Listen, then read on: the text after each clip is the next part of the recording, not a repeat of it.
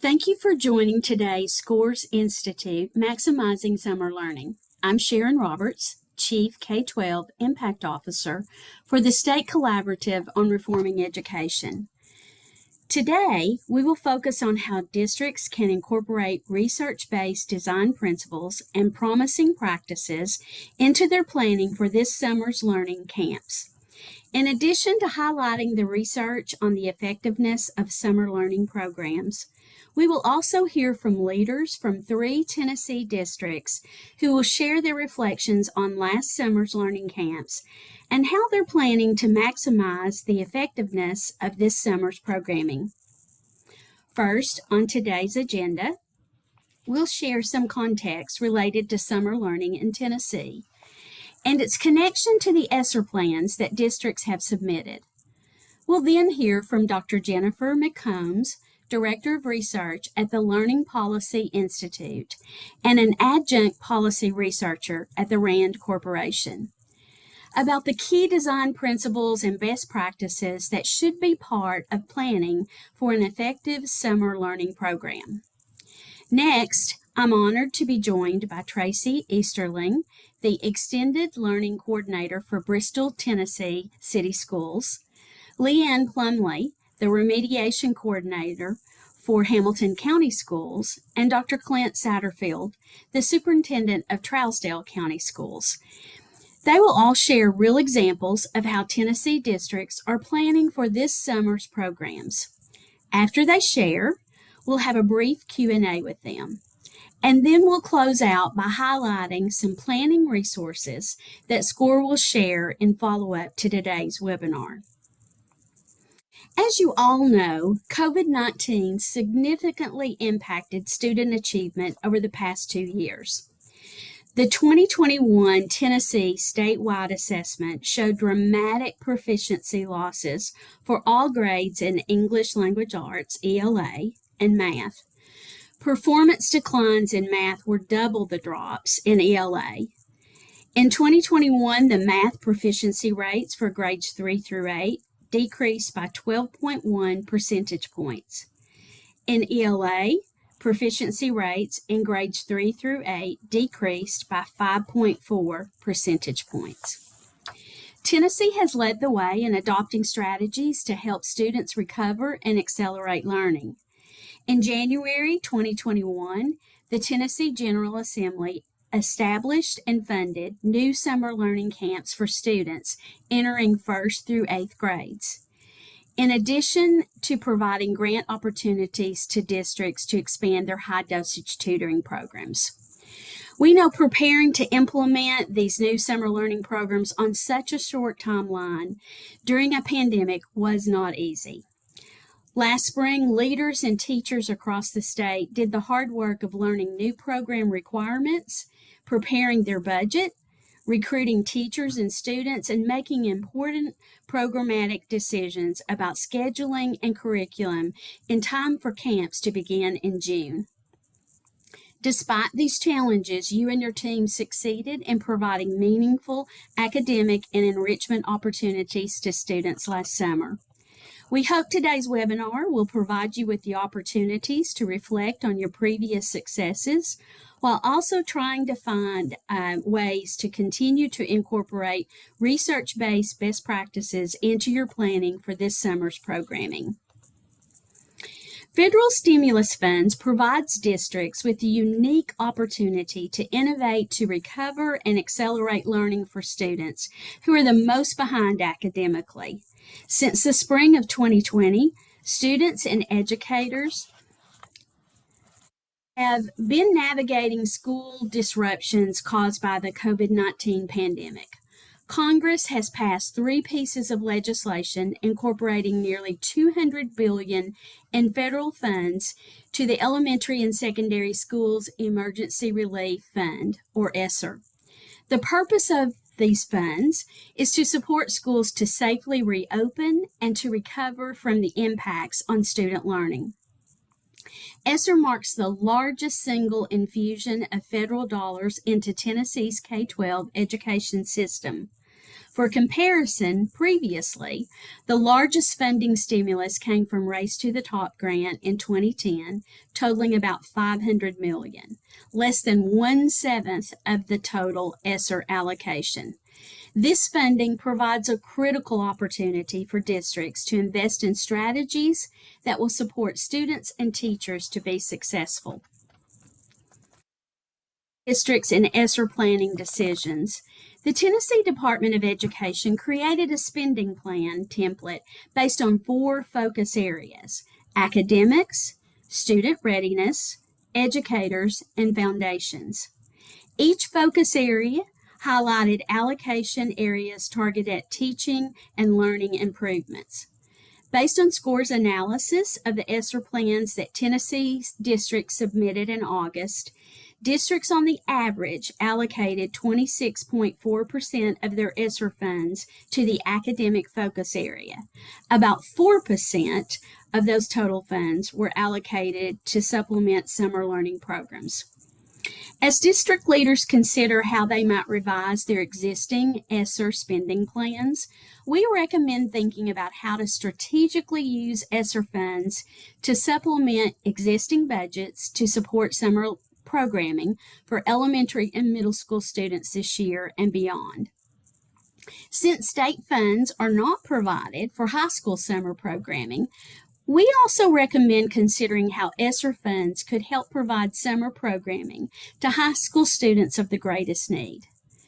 At this time, I'd like to turn to SCOR's Director of Strategic Practice, Dr. Richard Bailey, who will share a bit about Tennessee summer programming requirements. Thank you, Sharon. As we start our discussion today, I'd like to give a brief overview of Tennessee's summer learning requirements. The Tennessee Learning Loss Remediation and Acceleration Act requires districts to provide specific summer learning opportunities to address learning loss. Requirements for the summer learning and bridge camps include providing 4 hours total of reading and math instruction each day and 1 hour of intervention. Learning camps for rising 1st through 5th graders must also provide an hour of daily stream programming to students during the school day or after school. In terms of length, the learning camps for rising 1st through 5th graders are required to be 5 days a week for 6 weeks. The bridge camps for rising 6th through 8th graders are required to be 5 days a week for 4 weeks. Districts may apply for a waiver to adjust the length of camps to meet their local needs. These camps are intended to serve priority students who are behind academically. However, this is a critical point, student participation is not required. Key staffing requirements include instruction by a licensed teacher, EPP candidate, or person with a college degree. Teachers working in the camps must receive compensation of at least $1,000 per week. As you know, after this summer, districts will no longer be required to offer summer learning camps to rising 1st through 5th graders. Learning loss bridge camps must be offered in 2023 and beyond for rising 4th through 8th graders. These camps will be particularly important supports for 3rd grade students who do not demonstrate proficiency on the ELA TN Ready assessment. Next, I'd like to take a moment to ask everyone joining today, what's been the most challenging about planning for summer learning? On your screen, you should see a multiple choice question that we'd love to get your feedback on. And I'll give everyone about 10 or 15 seconds to answer the question.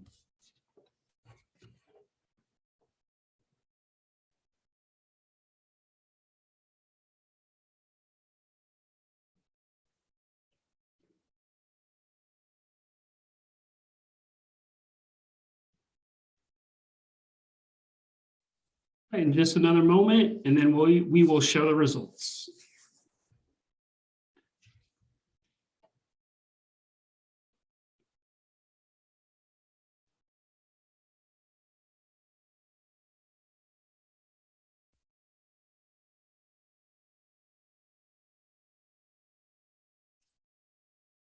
Great, and you can see the results coming up now. We look forward to addressing some of these challenges today.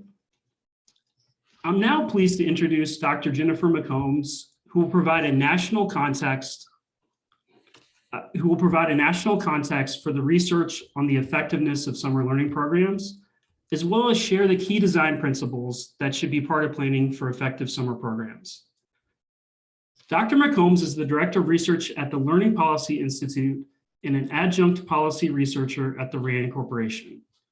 Her research focuses on evaluating the extent to which public policies and programs improve outcomes for children and youth facing disadvantage. She's done extensive research on the implementation and effectiveness of voluntary summer learning programs. Dr. McCombs, thank you for joining us today.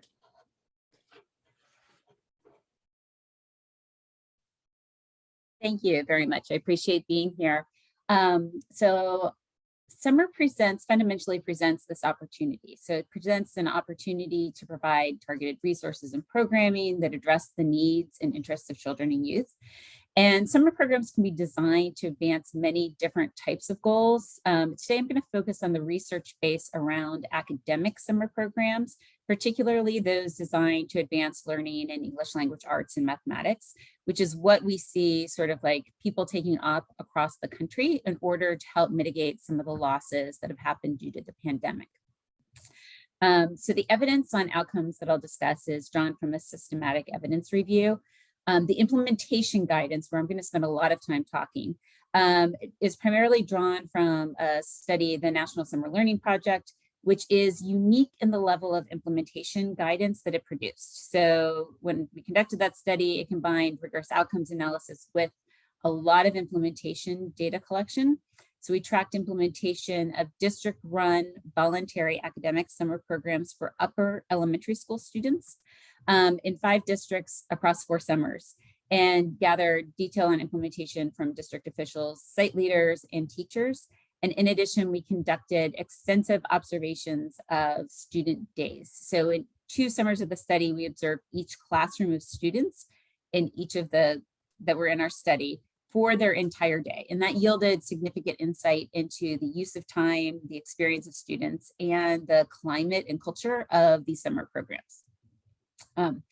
Now, overall, research demonstrates that quality academic summer programs can produce meaningful academic benefits for students who receive sufficient dosage. So those academics can be seen in the fall and on spring state assessments. For instance, the National Summer Learning Project study, we found that after 1 summer, there were benefits for high attenders in mathematics that equated to approximately 15% of what a student would gain in a year. And after 2 summers, benefits in reading and mathematics translating to 20 to 25% of a typical annual gain. However, the evidence is pretty clear that simply holding a summer program does not produce results. Programs need to be high quality, and students need to attend and receive sufficient dosage in order to benefit. Now, dosage is a function of the number of days of programming, kids' attendance, the hours of scheduled academic time, and teachers' use of that time.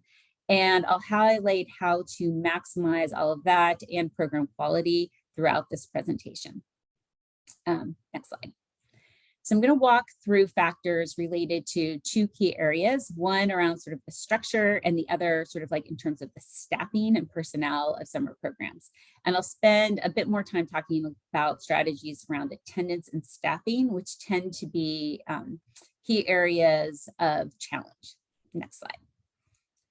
So a significant factor in obtaining significant and meaningful benefits is the duration of a program. You can move to the next slide.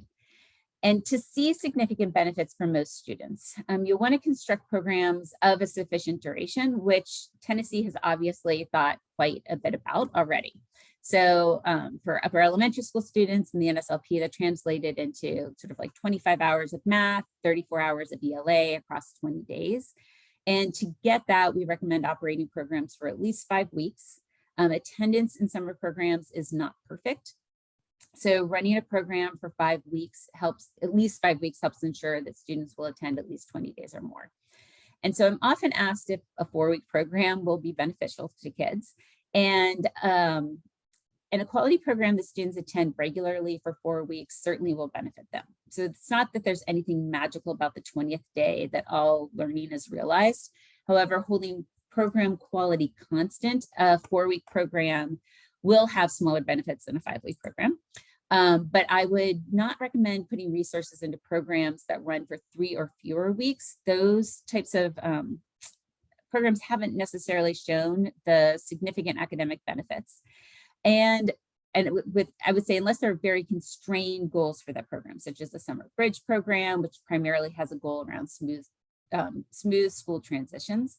So these academic programs have the startup time as teachers are meeting students, they're easing into curriculum, and it also has ramp down time at the end of the program. So in which sort of like people are packing up, they're ending things, they're transitioning out. And so in a 2 to 3 week program, it really creates very limited amount of time to focus on instruction in ways that will help exceed the program costs of putting it together.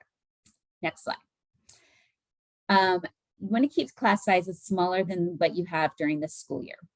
So for the upper elementary school students, that was no more than like 15 students per teacher. In both academic and enrichment classes, if you're having enrichment. So that small class size allows teachers to get to know students and their needs in a short period of time, provide individualized instruction, and it also increases teacher satisfaction with the program. Next slide. Now, there are benefits to offering enrichment activities, such as art, music, rock climbing, robotics, swimming, anything like that, to an academic summer program, particularly one that is voluntary.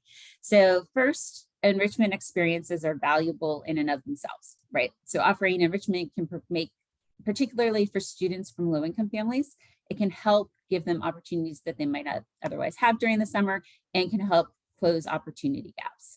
It also increases the attractiveness of the summer program to families and to kids themselves, helps it feel more like camp, more of a fun, engaging experience rather than a traditional mandatory summer school program.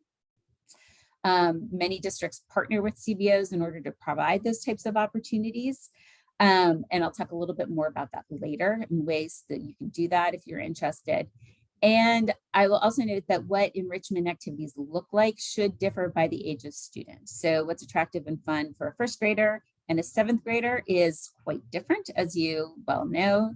And for anybody offering things at the high school level, I always recommend considering linking the program to a summer jobs program so that kids are able to earn money and gain work skills as well. Next slide. So research also demonstrates the benefits of having an academic curriculum. So a curriculum helps teachers make better use of the instructional time, they teach more content, and it also improves the equity of student experience. In addition, teachers really like it. So summer programs really provide sufficient planning time for teachers. So having them sort of like construct all of the lessons and activities themselves is very time consuming. And also having that high quality curriculum makes the job easier. It was cited as an aspect that the program that teachers liked the best. And when teachers have a curriculum, they were able to teach more content and to do it more effectively. In our observations. So when selecting that curriculum, you want to use really similar criteria to what you would use during the school year. You want to sort of like be matching it to the student needs, providing lessons aligned with school year standards, and particularly if you're going to be serving students with a broad range of achievement levels, you want to make sure that there are differentiated activities based within those daily lesson plans. Next slide. Okay, so not surprisingly, I think this was called like the no-duh finding of our study, like attendance matters. So it's really not surprising that students have to attend the program in order to benefit from them. However, research points to significant benefits accruing to those with high attendance. And in our study, that was about 20 days. So it's a pretty high number. Now, of the families that came in the NSLP, sort of like if kids who showed up for one day, average daily attendance rate was about 75%. Although some districts have higher rates or lower rates than the net average. And we found that like families want to enroll in these types of programs and kids will attend, particularly when they are engaging. And there are several actions that you can do that can promote high attendance that we found in our study. The first is communicating expectations and the benefits of strong attendance during recruiting to kids and families. right? So making it clear what the program is, why attendance matters, and how engaging the programs are going to be to actually promote that as well. Setting an enrollment deadline also helps. So like having sort of like a cutoff rate, sort of like setting an expectation that if you're going to enroll, sort of like the assumption is you're going to come every day for the most part. You don't want to create sort of like a drop-in model. It creates sort of like lower levels of attendance, and it also makes it more difficult for teachers to teach as kids may be coming and going and are not on the same page as everybody else in their class. Offering enrichment in addition to the academics definitely helps drive up attendance. And even more importantly, creating an engaging site climate. Site climate was one aspect of program quality that we found to be directly correlated with attendance, strong attendance.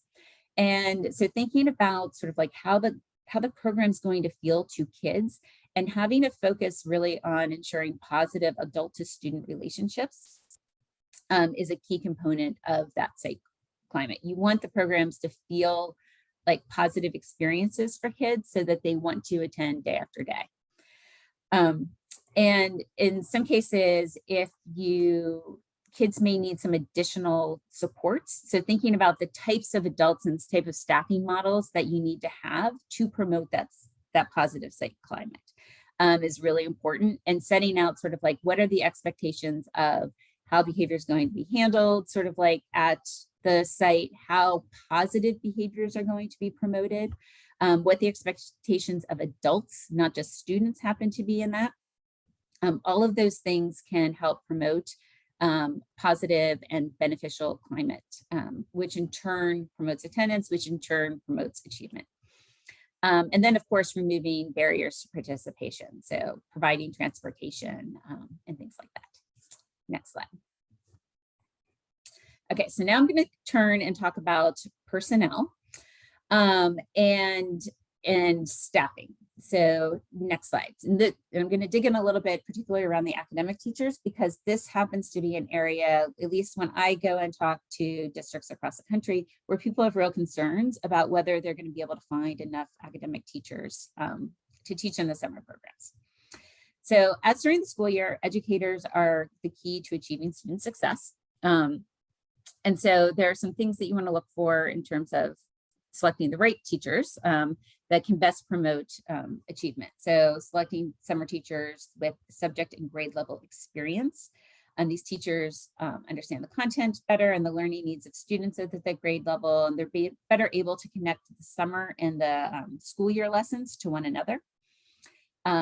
A study of summer programs in Chicago found that placing students with their prior school year teacher also promoted stronger achievement, because those teachers knew the kids, they didn't have to form new relationships, and they knew what their relative academic needs happened to be and were better able to meet them. And as I said, there's a lot of concern about the availability of educators, and our research indicates actually strong satisfaction among teachers who do teach in high quality summer programs. To attract teachers into the summer, I think it's helpful to highlight the benefits to students. And these are all educators. They came into the business because they want to help students. They really do, while they are tired themselves, they want kids to be able to recover academically from the pandemic as well. Making sure that they understand the structure of the program and sort of like giving people some confidence that the logistics are going to be smooth.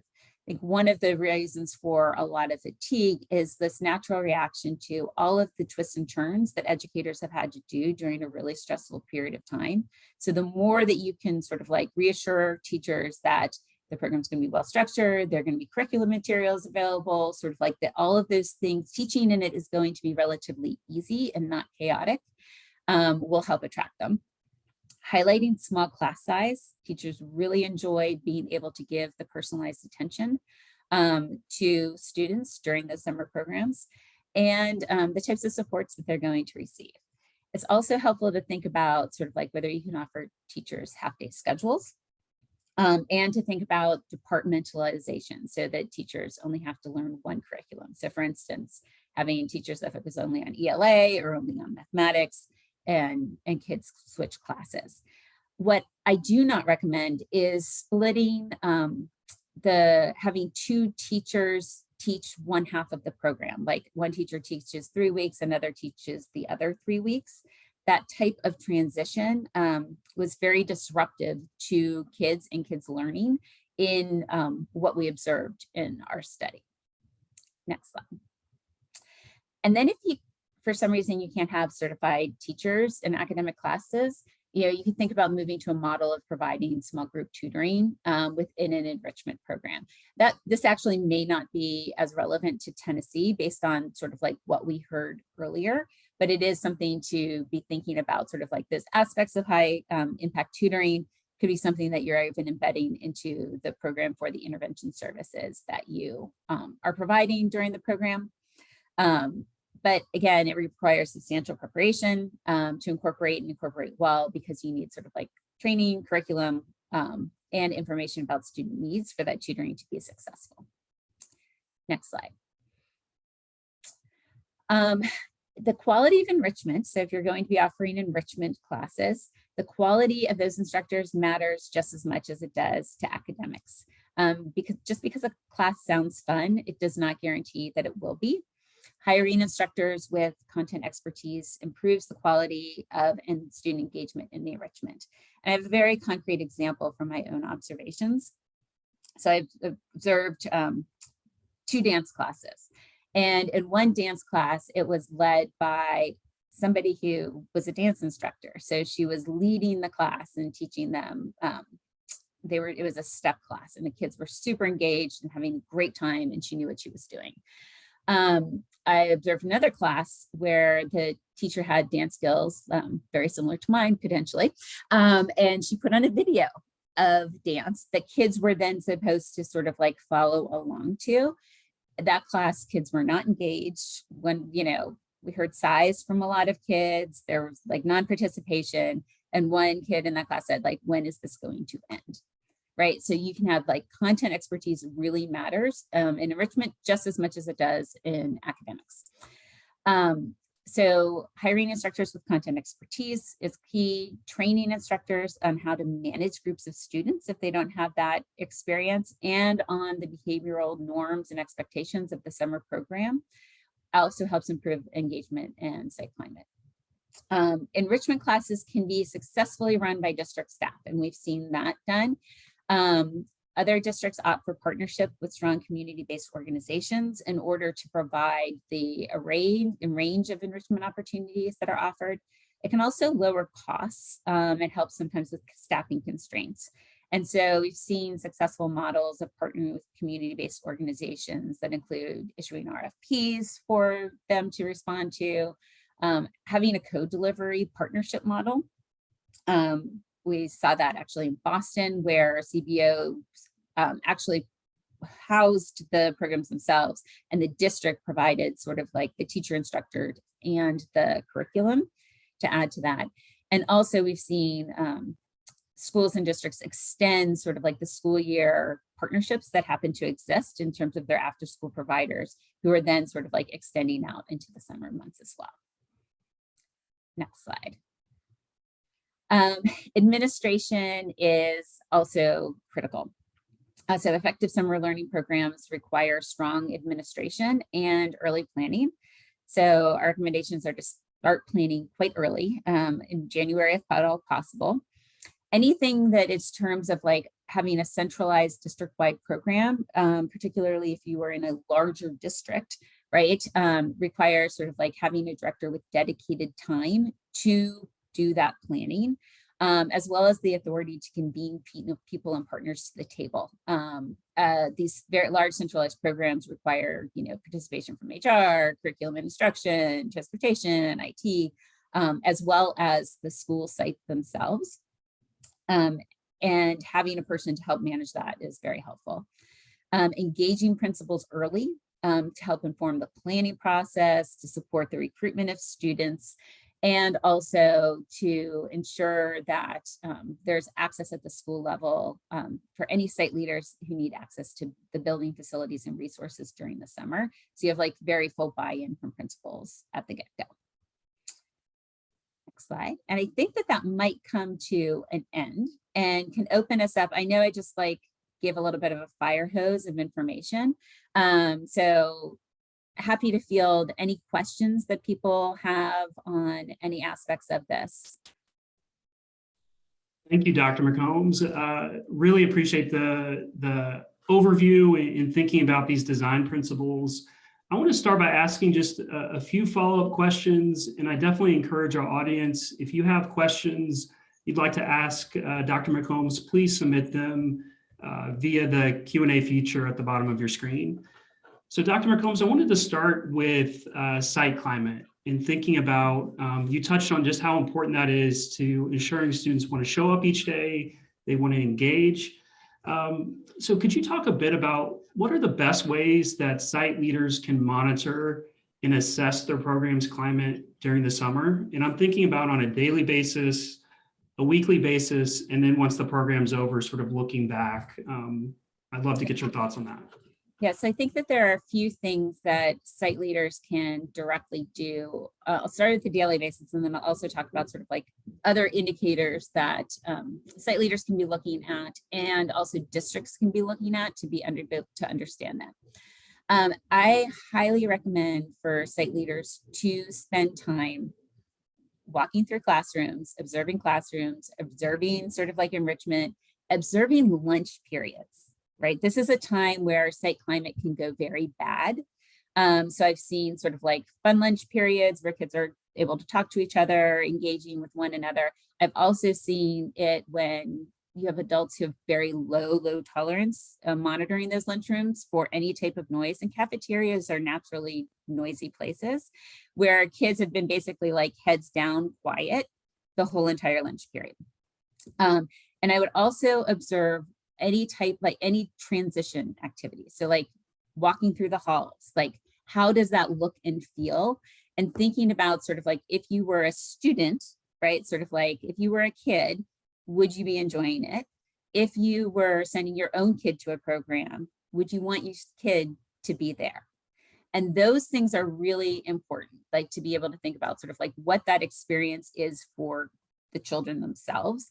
It is one of the things that was most elucidating about sort of like following a group of kids around for their entire day, is to be able to see sort of like how much all of those things really matter in terms of their enjoyment, and how inconsistent site climate can be as well, right? Depending on who is leading that. There are things that site leaders can do to help prepare teachers and enrichment instructors and any personnel on sort of like engaging that, and even just talking about it and having some like core rules, expectations, you know, how to think about greeting kids warmly, like routines, camp-like routines also help, you know, with the engagement and make it feel fun and a little bit different from school as well. So they're feeling like they're doing something different over the summer.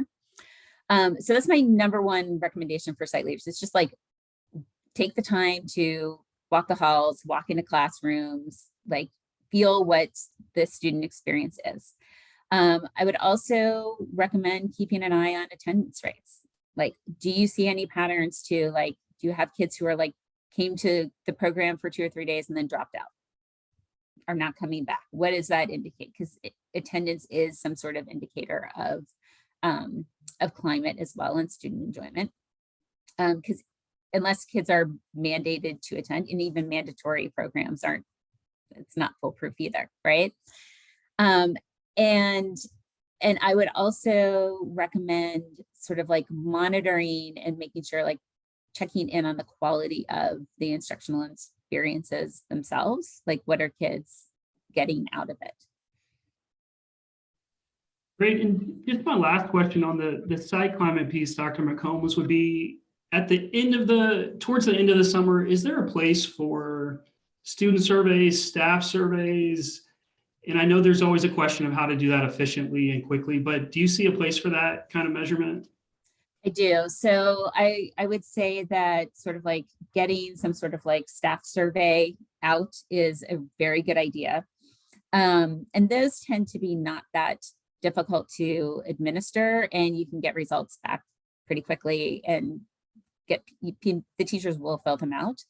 When you're thinking about like a student survey, like you can ask kids, like, did they enjoy their experience? You can ask families. It is important to note though, that you're going to be, when you're surveying at the end of a program, right? You're going to be surveying the kids who made it to the end, right? So sort of like by nature, they are going to be the ones who potentially enjoyed the program the most. And so it's important to look at that feedback from kids in relationship to also sort of like what the attendance rates and what potentially your dropout rates happen to be as you're putting together the story and thinking about what a programmatic experience was for students.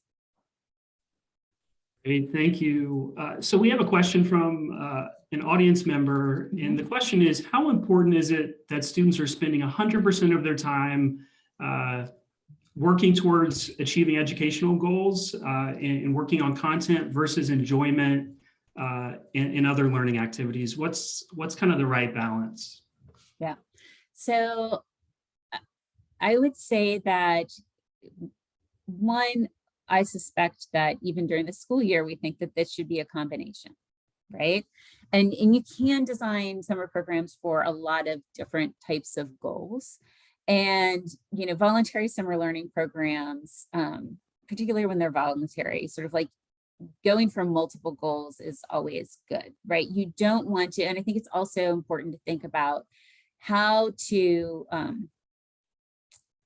how the academic instruction is presented and how engaging the academic instruction is. So often we have this dichotomy that I hear people talk about, sort of like either kids are having fun or they're doing academics.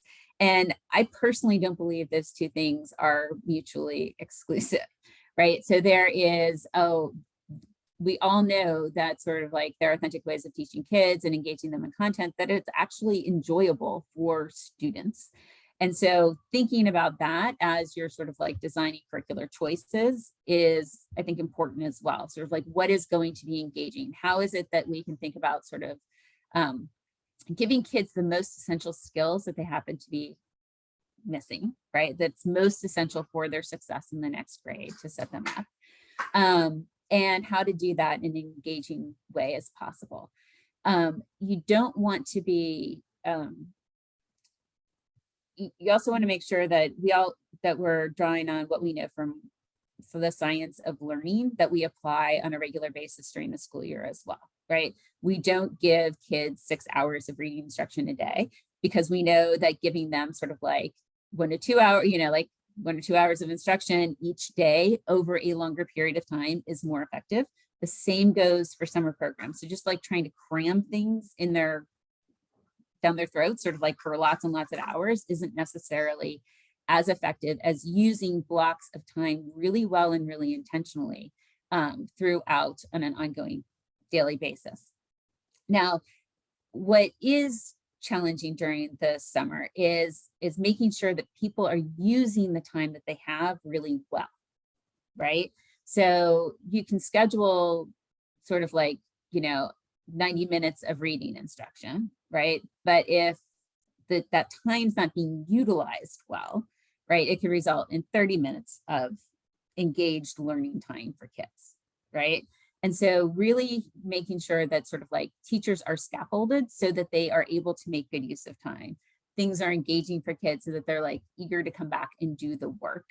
And also making sure that when you're doing your scheduling, it's not great to schedule sort of like 20 minutes of, you know, a ELA block or math block, followed by lunch, followed by sort of like another 45 minutes of math, because one of those two things is going to be lost, right? It's just not enough time for people to sort of like really dig in and use well. So if you are going to break up sort of like those instructional periods, like making sure that they're very like concrete lessons that are like independent and can be completed in that period of time that they have available, so that teachers are using that time well while they have the kids there. And I will also say that using time well increases kids' engagement, right? Like kids don't want to be bored. And so they want to be engaged in learning activities, and whether that is, playing soccer, doing dance, reading books, doing a writing activity, all of those things can be engaging. We just need to make it so that it is.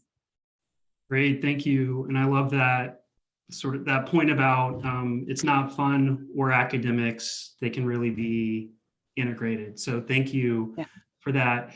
I wanted to ask about staffing, and I know you touched on it a little bit, but as you can imagine, I think it's on a lot of folks' minds as they're thinking about planning, and knowing that over the last 2 years, teachers have been through a lot, and we know that summer is a critical time for recharging. And so just wanted to ask you, can you expand on really just how districts should be thinking about getting the best teachers, but also making teaching during the summer sustainable, and knowing that these are programs hopefully districts are going to be able to sustain into the future. But how do you balance this? How do you make it sustainable, but also ensure you have the best folks, putting the best in front of students? Yeah. And I will say also that I think that we've spent a lot of time thinking about sort of like the burnout of teachers, but principals are also burnout, and so are district leaders. So I suspect that everybody on this call is also facing this themselves, of like that side, like, oh, we still have to we all still have to keep going, right? And so I just want to sort of like acknowledge that. And there are a few things I think work well, and thinking about sort of like structuring the program so that it is easy for teachers, right? Letting them know sort of like, we're going to have a curriculum, sort of like, you're not going to have to do tons and tons of lesson planning on the side, right? You can come in, you can teach for 4 to 6 hours. It will be sort of like an enjoyable experience. You'll have a small class size. We've prepared well, so you're going to be trained on the curriculum ahead of time. You will have your class schedule set, sort of like you will have a small class size. You will have all of your supplies waiting for you, right? You're not going to have to, it's not letting them know it's not going to be chaotic, that it's well planned will be beneficial. And I think that that was something that was not, districts, because of the timing of last summer, were not able to do that. Right. So there may be some districts who, they were all on top of it. They had been planning on having a summer program to begin with, but others may not have been much more in a rush, and the logistics may not have been as smooth last summer as they will be this year. And I think communicating honestly about that is helpful to teachers. Personal outreach from principals, trusted principals, also helps. Like when your principal calls you, and then we heard this strategy in our study, like principals would call their teachers who they really wanted to teach and basically say, I really want you to teach, the kids need you. This is why, and this is what you will get out of it. Also works. Making sure that the teachers also have a break between the end of the summer program and the beginning of the school year is also a good strategy on this. If you can, sort of like half days are sometimes helpful. Come in and teach for 4 hours, teach one subject as opposed to 2. Anything to make it sort of more manageable. But a lot of teachers do have second jobs during the summer anyway, right? Some of them are going off and they're babysitting, others of them are waiting tables, sort of like there are all sorts of things that teachers do over the summer. And so they are going to be working, like at least a good portion of them. And so your goal is basically to attract those folks into coming and teaching kids, right? Doing what they love and what their vocation is. And I've also seen people like use pay. And I don't know what, it's something that I've seen that I'm seeing nationally as a trend of getting sort of like the rates that we're paying teachers bumped up a little bit during the summer. And I don't know the effectiveness of that because it hasn't been studied, but it is a strategy that I see people doing in order to help better compensate Thank teachers to make it more attractive. you for that. Yeah, really, really important thoughts as folks are planning for this summer and thinking about attracting the best teachers. So Dr. McCombs, I wanted to finish with one question that's about assessing impact of your program. So my question is, how should districts think about assessing the impact of their programming, particularly for students who may be coming back for a second summer, in knowing, ideally, districts are going to see a cumulative impact of these summer programs over time for students who attend. It may come for multiple summers. So how should they be thinking about the academic impact of these programs and measuring that impact? Yep. So I suggest a couple things. And some of what you do, I think, will also depend on like the size of your district and the size of your program, sort of like of what you're able to do. But I think you can think about sort of like assessing impact in a few ways. And one is as part of an assessment of impact, I would not shortchange sort of like a look at sort of the quality of the program. It's very easy to design a program that you think is going to be absolutely wonderful. But if you're not actually like out there gathering some information on what it actually looks like, you really don't know how it's being implemented and what challenges people are facing. And all of that data can help you make year upon year improvements to the program. Another way to think about this is to like, you can think about like, are kids learning what we wanted them to learn, right? You can even just think about sort of like the use of a pre-post assessment inside the summer program. Do kids who attend actually meet the learning objectives that we even had for them? As like another sort of like intermediate step. And then you can start thinking about looking, particularly if you have like fall benchmark assessments, things like that. Are kids coming back in the fall? Sort of like if you're controlling for like what their spring scores were, the kids who come back in the fall who attended the programs, are they doing better than kids who didn't? And then also start looking at like state assessments as well, particularly after they've been in these programs for a couple of years. Like, do different groups of students, do kids who attended the program for 1 year or 2 years, are they doing better compared to kids with similar scores prior to starting the summer program? Do kids with high attendance in particular do better? And what percentage of kids are coming on a regular basis? Because that also makes a difference on how you think about the sustainability of your program, right? And so like, what are you getting out of it? Is this benefiting kids? And is it something that you want to keep doing? And if so, sort of like for which students? McCombs, thank you so much for sharing your expertise, for answering these questions. We're really grateful and just really appreciate your time today. Happy to, and happy to answer any follow-up questions anyone might have offline as well. Thank you so much. Thank you. So now I'm going to turn it back over to Sharon, and she's going to introduce some of our district leaders. Thank you. Thank you, Jennifer. Thank you, Richard. That has been so interesting. I know from my perspective, very informational. Now I'm really excited to introduce 3 Tennessee leaders who've been deeply engaged in planning for their district's summer learning programs, like many of you that are attending the webinar today. Each leader will briefly share their reflections on last summer's programs, as well as how they're incorporating best practices, what they've learned, into their planning for this summer. First, we have Tracy Easterling, who is the Extended Learning Coordinator for Bristol, Tennessee City Schools. Leanne Plumley is the Remediation Coordinator for Hamilton County Schools. And Dr. Clint Satterfield is the Superintendent of Trousdale County Schools. We're so appreciative that each of you have taken the time to be with us here today. And we want to start with Tracy next.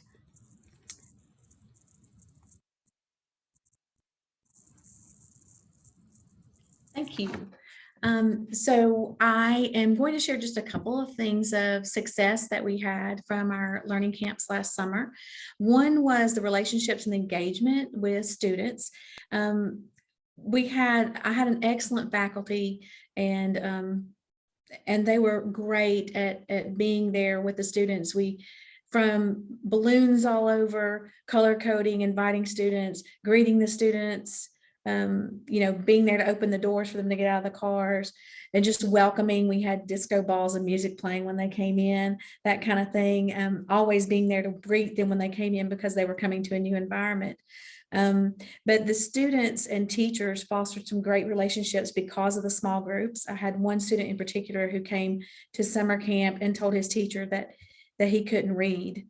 And he was a kindergartner. Before the end of kindergartner, he read me a book. And he was so proud. And I wish I could share that video with you. I do have it, a video of him reading to me. I got tears in my eyes. It was just an uplifting moment for me. I had students in older grades who, parents said they went from saying, "Mom, do I have to go to school?" to dragging their parents out of bed in the summer to make them come to school. And that was such a positive takeaway for that student. She felt more prepared socially, emotionally. They were able to make friends across the district to help them get into the middle school next year, so they would have those relationships. The mom brought donuts for all 60 faculty members the last day. So she was so excited about what her daughter had done that summer. I had some social emotional growth with students, with students who had been in behavior modification program, and he made it all through summer school without any issues, and has just completely turned around to a different student. And I think that was partially because it was a clean slate. People didn't know him, and he has just grown tremendously this year. So I'm really proud of that. This year, I'd also, one of the focuses for me for improvement is sustaining student attendance. We had 501 students register, and our highest number of any day was 378 students at the elementary level. So I really want to sustain that attendance throughout. So we can go ahead and go to the next slide, Jenny. So one way that we're doing this is talking about to parents, and specifically in all of our communication with them, talking about how important it is for their student to be at school every day. Even when parents are sending me emails or have questions, I'm answering them saying, we really want them to be there. I know you have that vacation and I understand that, but please have them there every day. Even giving them some information about summer slide or some of the things that we're going to do. I've created email templates for teachers to follow up with parents as we're enrolling students for the next, for the summer, and also having teachers do a weekly newsletter. Some of my teachers started that last summer anyway, as they would introduce themselves to students, and having teachers make those personal phone calls. So when we do our 2 days before summer school begins with teachers and training them and practicing, they will actually contact those students personally who will be in their classes. Also using some information and research from Dr. McCombs, I'm putting those students with teachers they've had as much as possible. So that will, or at least a teacher from the same building.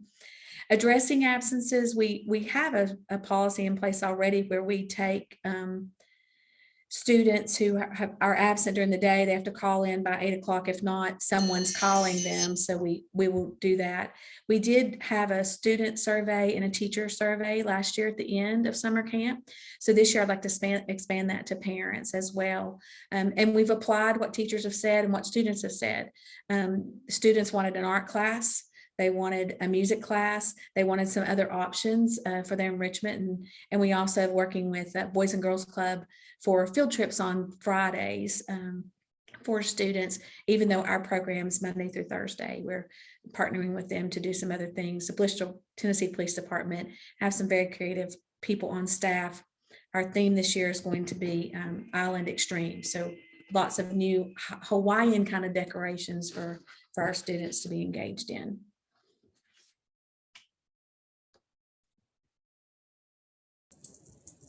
Thank you, Tracy.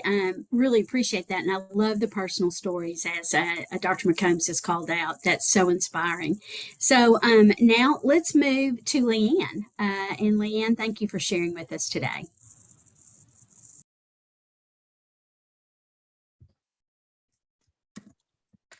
Yes, thank you very much, Tracy. I love that too. I love the idea of the balloons and welcoming the kids as they come out each day. So one of our success from Hamilton County Schools Learning Camp last year that we were really proud of is that we were able to get 4,400 students to come to our program. So we had 30 sites last year with over 500 teachers in our Summer Reach program. And with that, that success is that we were really targeting. We really were hoping that our students would come, and we really want those students to come back this year. And we didn't really know what it would look like. It was a 6-week program, and as we've started planning, and actually stepped into this position in August, and so I did the same thing. We reached out to our teachers, we reached out to our site directors, we reached out to our parents. What could we do better this year compared to last year? And one of the things was a field trip incentive. Like our kids haven't been on a field trip. If you think about our current second graders right now, and they don't know what a field trip is. And so we're really excited this year to start planning some incentive field trips across Hamilton County. And what we're really trying to focus on is as those free field trips where we can give those experiences to kids, because we know with bus transportation that can be a challenge, and then also targeting those specific subgroups. And so we're really focusing on our RTI students, not only just students who scored below the 25th percentile, but also all of our super subgroups in Hamilton County. And the other thing that we're doing this year is that we're focusing on improving our Starting Learning Camp is selecting and supporting our site directors. So we have an aspiring AP program here in Hamilton County. It's a part of the LEAD program.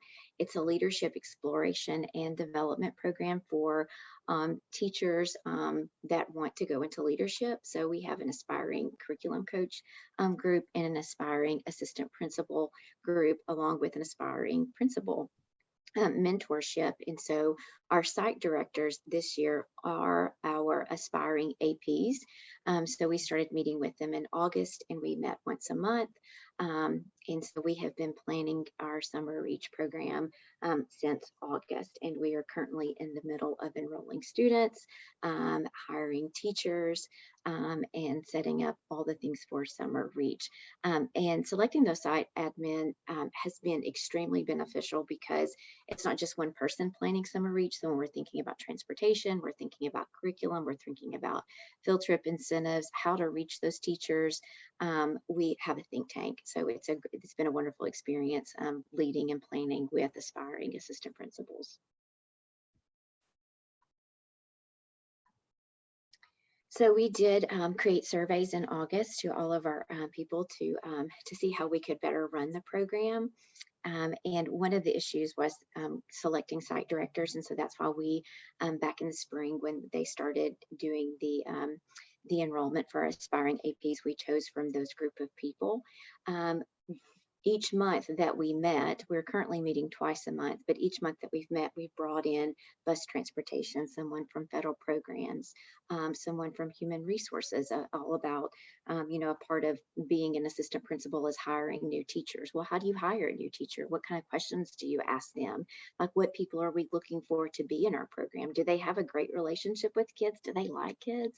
Like, we want those people to be working with our kids and Summer Reach. So another great tool that we did is that we developed a Reach handbook. So this is a one-stop shop for aspiring assistant principals that are our site directors. This is where all information is.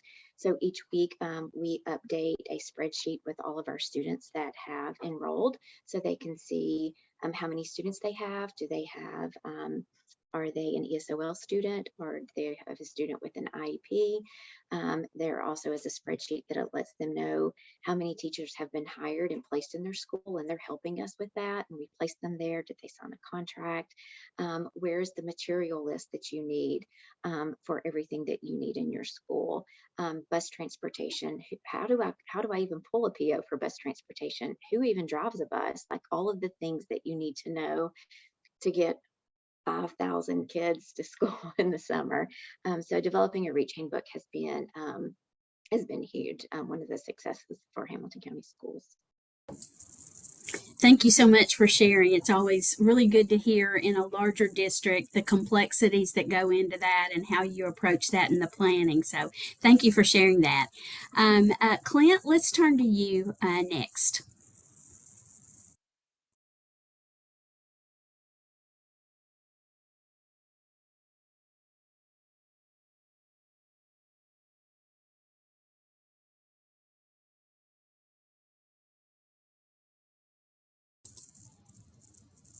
Oh, I'm sorry, I didn't hit the mic button. I'm sorry.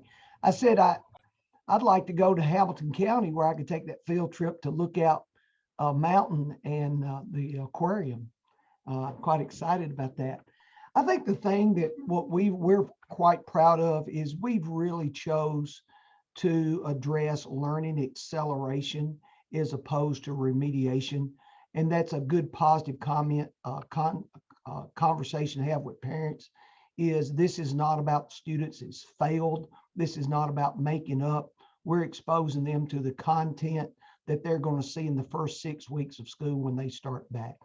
We've got 100% of our teachers that are content area, and 70% of our teachers are teaching that particular grade and subject. So 70% of the time, they're going to see the teacher that they're going to see when they start in the fall. So we're quite excited about that.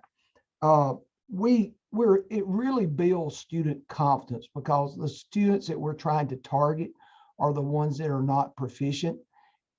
And what we're trying, and it has a lot to do with confidence. I think one of the things our principal said the other day, that they had a student come in, and he said when he started school last year, when he returned back in the fall, that he no longer felt lost. He felt like he knew what he was doing, and it built that confidence and builds that self-esteem.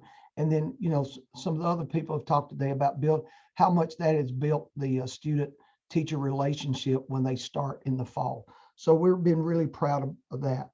What we're trying to focus on improvement is Dr. McCombs talked about this today. I was so glad to hear that about the difference in learning outcomes when they repeat the summer learning for multiple years.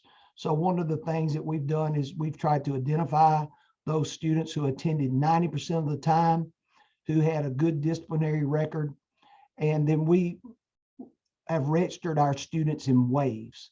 So that first wave of registration was that second year priority student and giving them the first opportunity to join. And that second wave is we've really targeted our economically disadvantaged and our proficient students.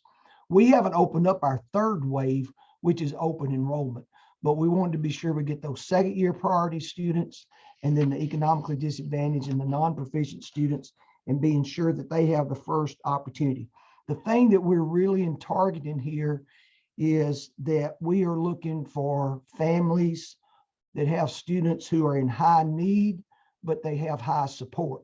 And when we talk to parents, we say, the criteria is that we want to be here 90% of the time. If you can't come 90% of the time, and we tell them that's only 2 days that you can miss during summer camp, then this is probably not for you. Don't take somebody else's seat. And the thing that we had last year, and it's good to hear Dr. McCombs talked about attendance, but we had 90% of our students attend 90% of the time. So we thought that was really strong. And then if we can couple that back up with those second year priority students, we really think we have an opportunity to close the gap, with the learning loss that we've been experiencing. So if you want to trade that other slide.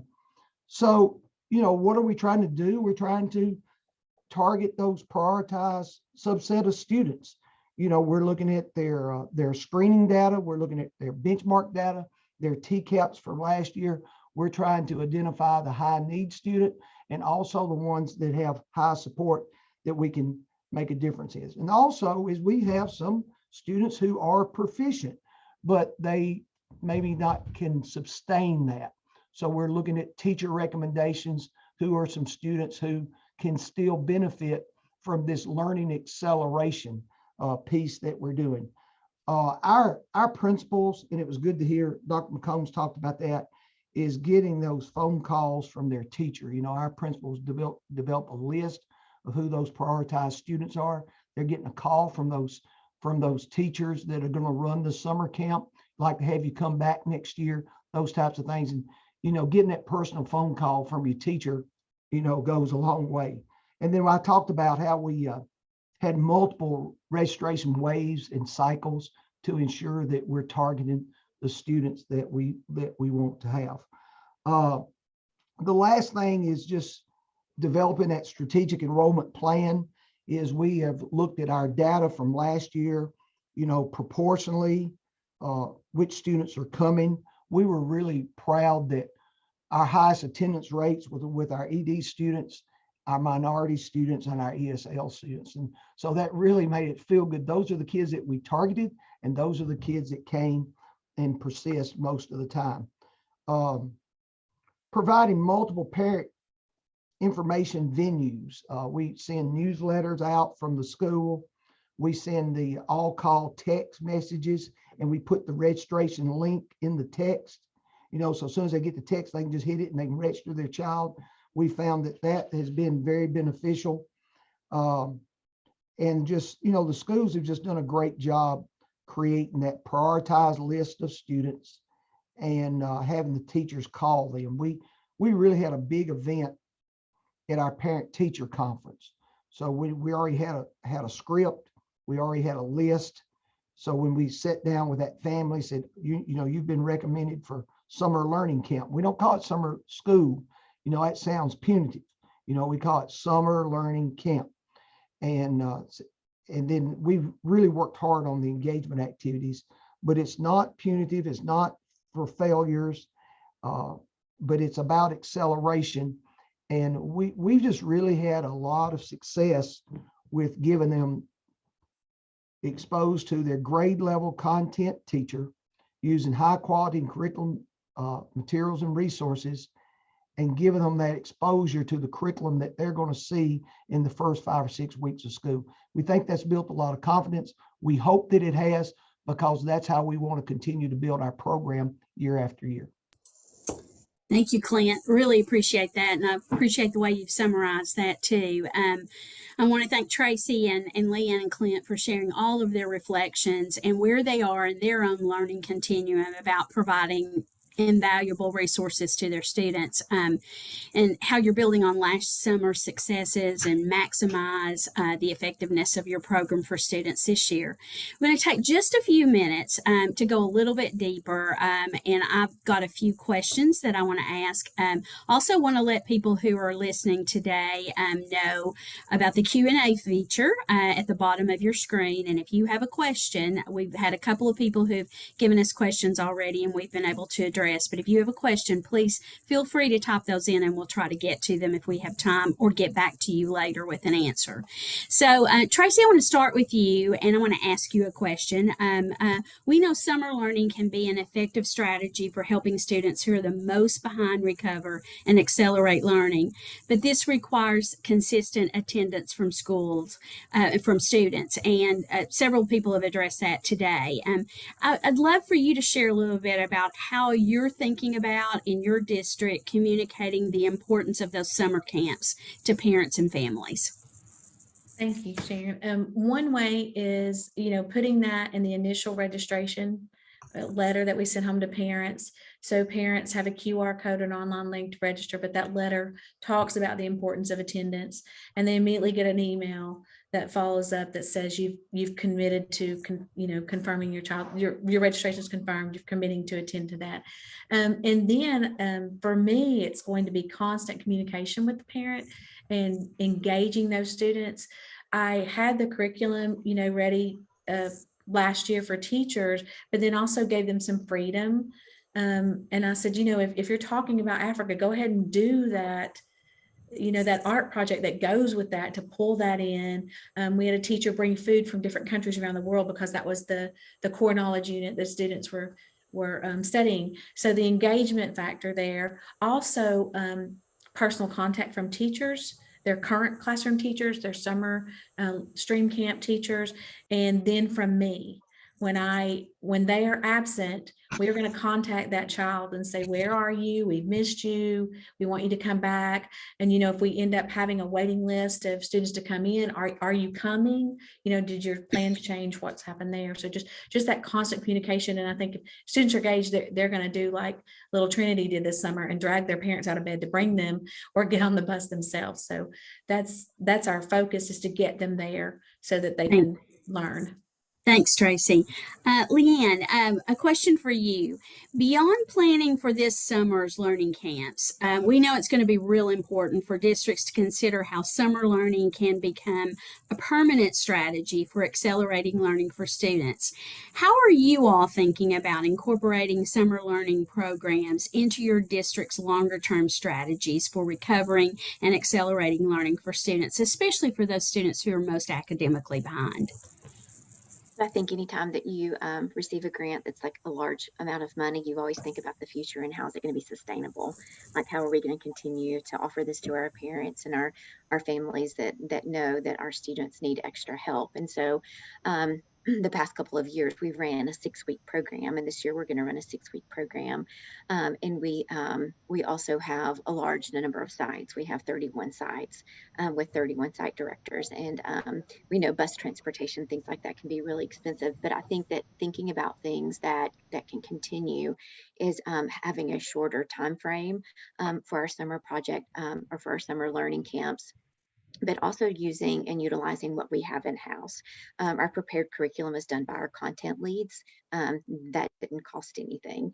Continuing to have small class sizes and shorter time frame offer availability for our teachers to teach in the AM and to do enrichment activities in the afternoon. But in using our lead APs, using people that as far as like internships and things like that. So I think one thing that's been successful for us is us offering differentiated compensation to our teachers depending on our sites. And so as we look into the future, I think we're really focusing on how we can be sustainable, continuing to what we're doing now. And that's what we've been doing now. Like a lot of our innovation pieces last year cost a lot more money. This year, we're a little bit more digitized. So that will be less. And so we're really creating a budget and how we can continue for the next 3 years and on that budget. Thank you. Clint, we've had a question come in from the audience that loved your examples about getting students there. And the question is, can you explain the waves of registration cycles for summer programs a little bit more? Do you have anything else you can tell us about that? Yeah, I can add to that. It's just like in waves. So the first thing that we want to do is target what we call our second year priority students. So those are our priority 1 students. So those are the students who attended 90% of the time last year and who were in good standing. I mean, they didn't have a discipline problem. You see what I'm saying? So what we did is we sent out letters, we made phone calls, we sent out texts that you can register now, and we gave them a 2-week window that they could enroll as a priority student. Once that's done, then all of our J-code kids, our direct service kids, all of our kids who were non-proficient on their screeners, benchmark, TCAP, then we, and our economically disadvantaged kids, our J-code kids. So that was our second level, second wave. Then we gave them 2 weeks. We're in that wave right now. And then once that 2-week window closes, then we will open it up for, have open enrollment. Like my daughter, she wants to, she wants to see my 2 grandsons. They're in kindergarten and 2nd grade. And they went last year, or one of them did. But, Turner and Nate are on grade level, so we don't need them to take up somebody else's seat that needs that. Now, if we have open seats, we'll take them later. So that's how we're doing that. Thanks, Clint. So strategic. I know the audience joins me, even though you can't hear it now, but thank you to our guests, all of our guests today, Dr. McCombs, Tracy, Leanne, Clint. Thank you for sharing your strategies, your reflections for summer learning. I know we're all inspired, I am, by the work that you've done already and the work you'll continue to do to truly move the needle for students. I'm hopeful that others are going to be able to build upon your experiences as they they reflect and they plan for their summer learning programs in 2022 and beyond. Before we conclude today, I want to highlight some planning resources that our SCORE team will be sharing with you in a follow-up email in the next couple of days. You can expect to get from us a summer learning memo that provides an overview of learnings and recommendations for implementing effective summer learning programs. You can also expect a summer planning guide from SCORE that provides a variety of tools and resources that may be helpful to you and your teams as you continue to plan for your summer programming. And then also there'll be a link where you can sign up for a planning consultation meeting with members of the SCORE team if you'd like to do that and talk more about what you're planning. Finally, I want to invite you to attend SCORE's third institute, Teaching and Tutoring Strategies That Endure, that will be held on Wednesday, April the 27th at 11 a.m. Central Time. As we get closer to the date, you'll receive an invitation with registration information. I look forward to hearing from those who attended this webinar, and we hope that you'll be able to join us for our next institute. From this pandemic, we have a critical window of opportunity to rebuild and reimagine how we can truly support all students. And I'm grateful for the hard work and the thoughtfulness that each of you are investing to ensure that all of our students in Tennessee get exactly what they need to be successful. Thank you for joining us today. Thank you for the work that you do every single day for students. And I hope you have a great rest of the week.